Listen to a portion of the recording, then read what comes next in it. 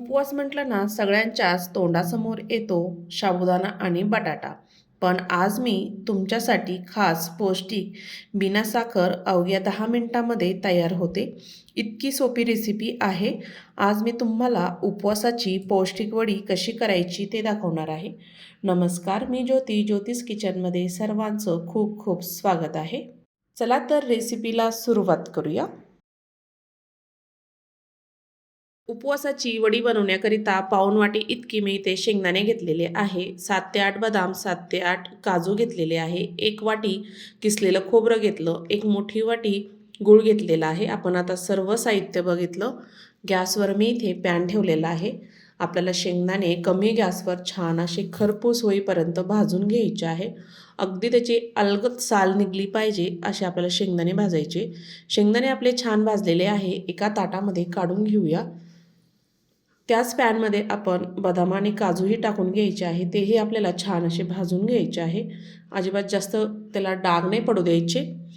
शेंगदाणे आणि काजू छान भाजलेले आहे. ताटामध्ये मग काढून घेतलेले आहे. त्यानंतर लगेचच आपण खोबरं टाकायचं आहे. खोबरंही आपल्याला मध्यम आचेवर अगदी कमी गॅस ठेवायचा आणि छान भाजून घ्यायचं आहे. खोबरं लगेचच भाजतं, लगेचच डागायला लागतं. त्यामुळे एकसारखं हलवत आपल्याला हे खोबरंही छान कुरकुरीत होईपर्यंत, छान असे गोल्डन कलर येईपर्यंत भाजून घ्यायचं आहे. अजिबात त्याचा कच्चापणा राहिला नाही पाहिजे. खोबरंही आपलं छान भाजलेलं आहे. आपण एका ताटामध्ये काढून घेणार आहोत.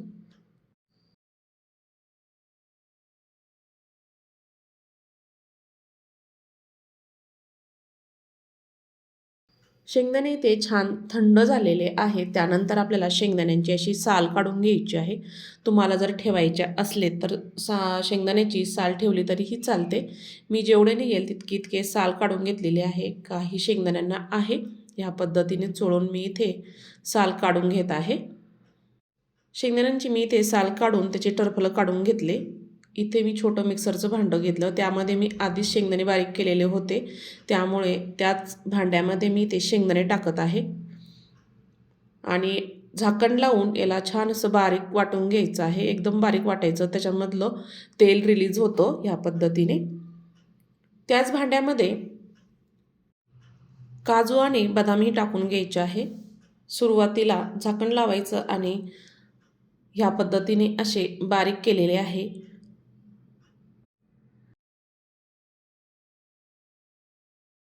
बदाम आणि काजू बारीक केलेल्या त्यामध्येच आपल्याला भाजलेलं खोबरं टाकायचं आहे. संपूर्ण मी इथे खोबरं टाकून घेत आहे. म्हणजे राहिलेले बदाम आणि काजूही बारीक होतील आणि खोबरंही बारीक होईल. याला ऑन ऑफ करत छान असं फिरवून घ्यायचं आहे.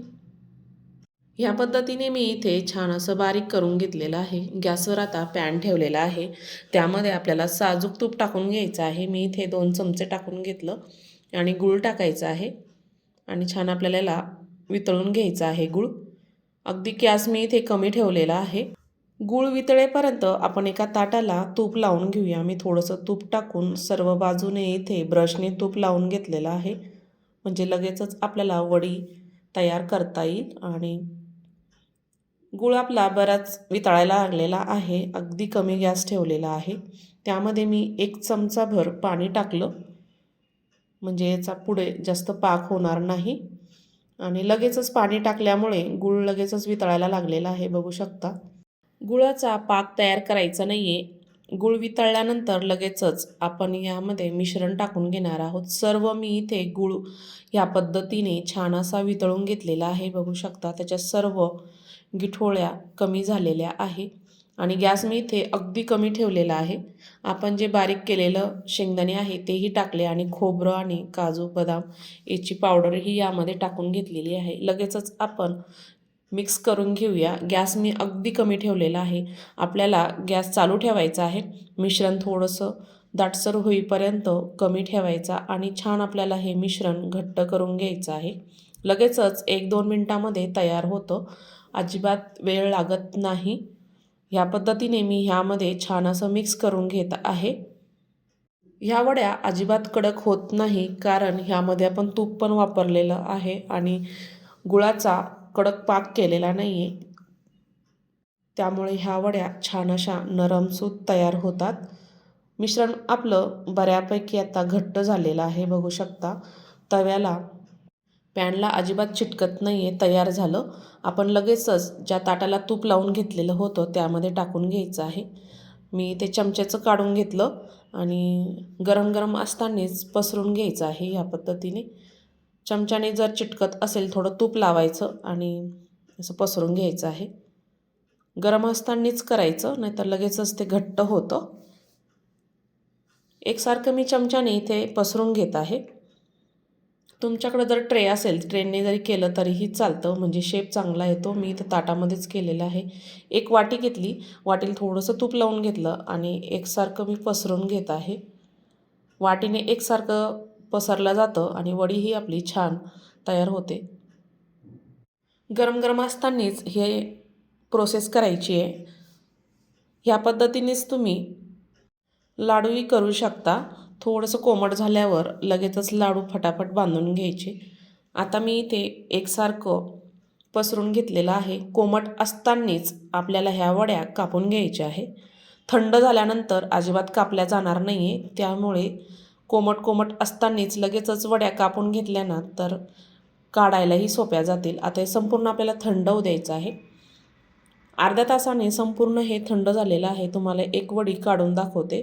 बघू शकता अलगद अशी वडी निघत आहे आणि मस्त वड्या खुसखुशीत तयार झालेल्या आहे. अजिबात कडक नाही आहे. वड्यांचा शेपही बघू शकता आणि कलरही बघू शकता, मस्त झालेले आहे. ह्या महाशिवरात्रीला अशा पौष्टिक वड्या नक्की तयार करून बघा. तुम्हाला माझी आजची रेसिपी आवडली असेल तर ज्योतिष किचन चॅनलला अवश्य सबस्क्राईब करा. बेल आयकॉनला क्लिक करा. फेसबुकवर बघत असाल तर फॉलो करा. तुम्हाला मी इथे सर्व वड्या काढून दाखवल्या, बघू शकता. अजिबात त्याला वेळ लागत नाही आहे. तूप लावल्यामुळे चिटकत तर नाहीच आणि मस्त तयार झालेले आहेत ह्या पद्धतीने. तुम्हाला एक वडी मी फोडून दाखवते, बघू शकता. इतकी खुसखुशीत मस्त अशी तयार झालेली आहे. कोणीही खाऊ शकेल. लहान मुलांना तर खूप आवडेल अशी पौष्टिक वडी नक्की तयार करून बघा. आणि हो, हा व्हिडिओ कुठून बघत आहात नक्की कमेंटमध्ये सांगा.